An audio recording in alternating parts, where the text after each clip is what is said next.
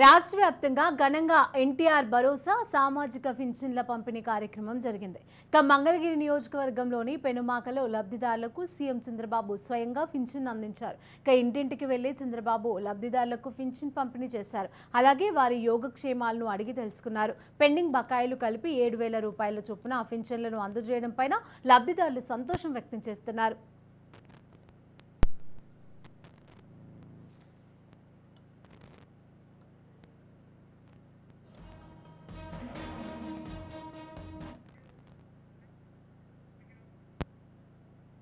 మరోవైపు పవన్ కళ్యాణ్ సైతం తన సొంత నియోజకవర్గమైనటువంటి పిఠాపురంలో ప్రజలకు పింఛను పంపిణీ చేశారు.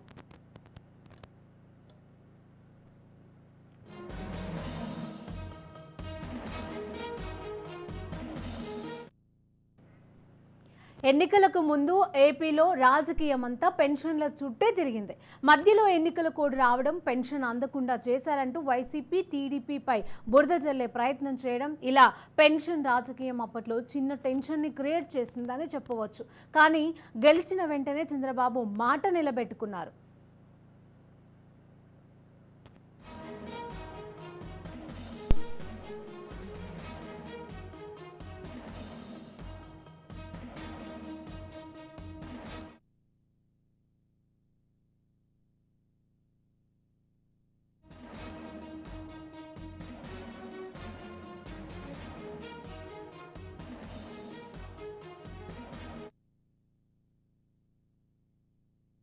మా ప్రభుత్వం చంద్రబాబు గారు వచ్చిన తర్వాత మొదటి హామీ అనేటటువంటిది డిఎస్సి మీద సంతకం చేశారు.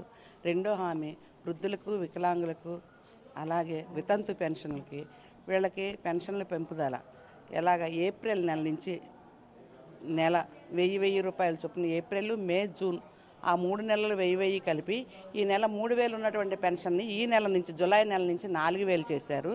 ఈ 4,000 రూపాయలు ఏప్రిల్ నెల నుంచి కూడా నాకు లెక్క ఎలక్షన్ కోడ్ రాకముందు నుంచి కూడా, ఎలక్షన్ కోడ్ అనేటటువంటి రాకముందు నుంచి కూడా 4,000 రూపాయల లెక్కన ఏప్రిల్ నెల నుంచి, ఏప్రిల్, మే, జూన్ 3, అలాగే జూలై నెల నుంచి 4,000, 7,000 రూపాయలు ప్రతి లబ్ధిదారుడికి పెన్షన్ తీసుకునే ప్రతి ఒక్కరికి, ముసలి వాళ్ళకి, వితంతువులకి కానీ, వృద్ధులకి, వికలాంగులకి అందరికీ కూడా అందేలాగా చేస్తున్నారండి.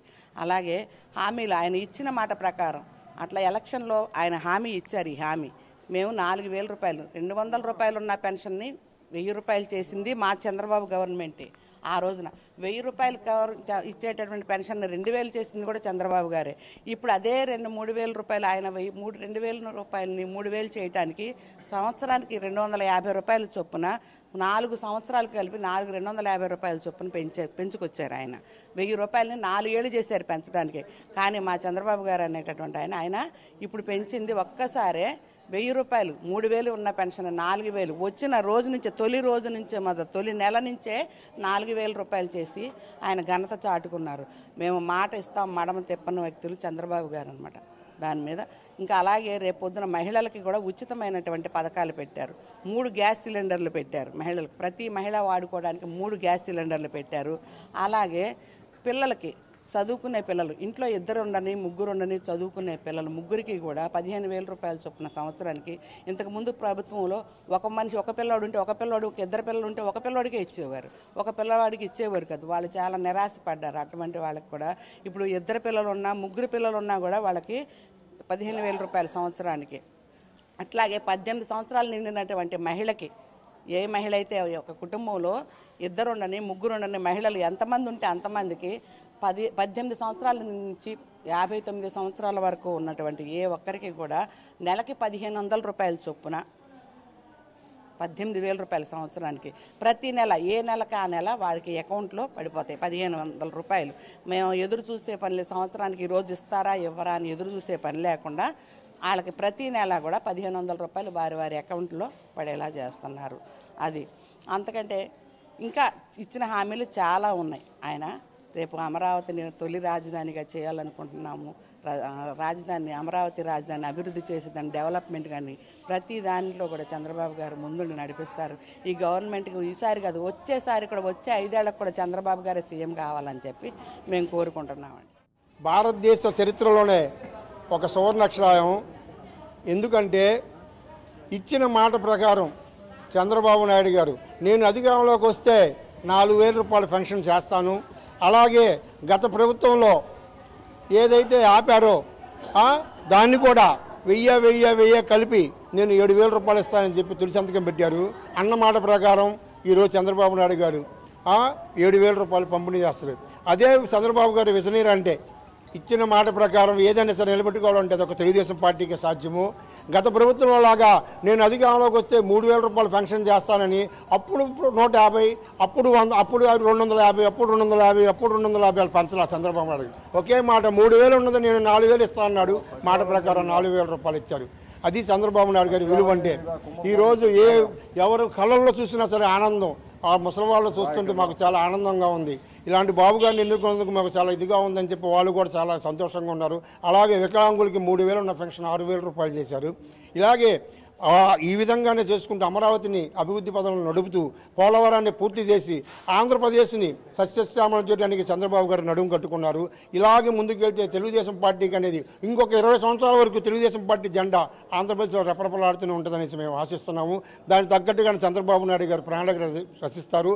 ఆయన నమ్మకమే ప్రజలకు ఇది, ఆయన నమ్మకమే ప్రజల బలం, ఆయన ఇది, ఆయన స్ఫూర్తే మా అందరికీ కార్యకర్తలకి అందరికీ మాకు ఒక ఇది.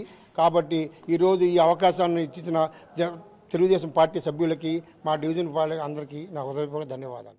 ఆంధ్రప్రదేశ్ వ్యాప్తంగా అయితే ఏదైతే పెన్షన్దారులు ఉన్నారో పెన్షన్దారులు అయితే పూర్తిగా పండుగ వాతావరణం నెలకొన్న పరిస్థితి ఉంది. గతంలో ఏదైతే ఎలక్షన్ టైంలో ఎలక్షన్ ప్రచార టైంలో ఏదైతే చంద్రబాబు నాయుడు ఏదైతే చెప్పారో, ఏదైతే ఒకవేళ ఎన్డీఏ కూటమి కలిగి అధికారంలోకి వస్తే ఆయన టీడీపీ మేనిఫెస్టోలో చెప్పి అందులో సూపర్ 6లో అయితే ఒకటైతే పెన్షన్ ఏదైతే ఉందో దాని పెంపు విషయం అయితే చెప్పి ఏదైతే ఒంటరి మహిళకి 3,000 నుండి 4,000 పెంపు ఇస్తామని చెప్పి, అలాగే ఏప్రిల్, మే, జూన్కి సంబంధించి కూడా 1,000 చెప్పున 3,000 రూపాయలు మొత్తం 7,000 రూపాయలు ఇస్తామని చెప్పడంతో, అలాగే ఎన్డీఏ కూటమి అయితే ఆంధ్రప్రదేశ్ నెలకొన్న రావడం, ఎన్డీఏ కూటమి రావడం, సీఎంగా స్వీకారం చేసిన తర్వాత మొదటి సంతకం అయితే 1-2 సంతకాల్లో చేసిన వాటిల్లో అయితే 5 సంతకాల్లో ఒకటేమో ఈ పెన్షన్ సంబంధించి కూడా చేశారు, చేసిన పరిస్థితి. ఈ నేపథ్యంలో చూసుకుంటే పూర్తిగా ఏదైతే పెన్షన్ పెంపుతోటి ఈరోజు ఉదయం అయితే సీఎం చంద్రబాబు నాయుడు నేరుగా ఒక కుటుంబం దగ్గరికి వెళ్ళి పెన్షన్ పంపిణీ చేశారు. అనంతరం కూడా రాష్ట్ర వ్యాప్తంగా పెన్షన్కి సంబంధించి పంపిణీ జరుగుతుంది. ఇదే విధంగా చూసుకుంటే మరోవైపు ఇటు వాలంటరీ వ్యవస్థ చూస్తే అయితే గత ప్రభుత్వం ఏదైతే వైసీపీ ప్రభుత్వం అధికారంలో వచ్చిన సమయం 5 ఏళ్ల పాటు కాబట్టి వాలంటరీ వ్యవస్థ అయితే ఈ సచివాలయాలు, గ్రామ వార్డు సచివాలయాలు అయితే ఉన్నాయో వాటికి సంబంధించిన ఏదైతే కార్యక్రమాలు ఉంటాయో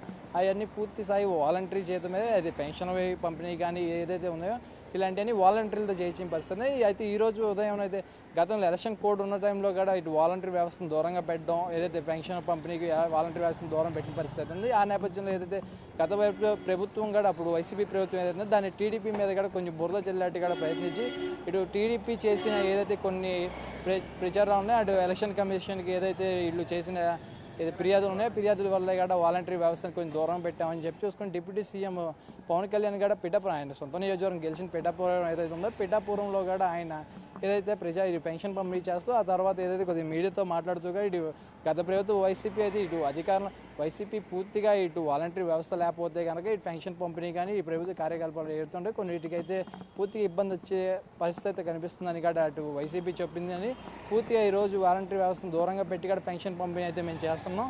దీనివల్ల ఎలాంటి ఆటంకం రాలేదు. అలాగే సచివాలయ సిబ్బంది ఏదైతే గ్రామ వార్డు సచివాలయ సిబ్బంది ఉన్నారో ఆ సిబ్బందికి 100% కూడా పనులు చెప్పాము, వాళ్ళు పూర్తి చేస్తున్నట్టు కూడా ఇటు అధికారులు నేతలు ఎవరుతున్నారో వాళ్ళు చెప్తున్న పరిస్థితి.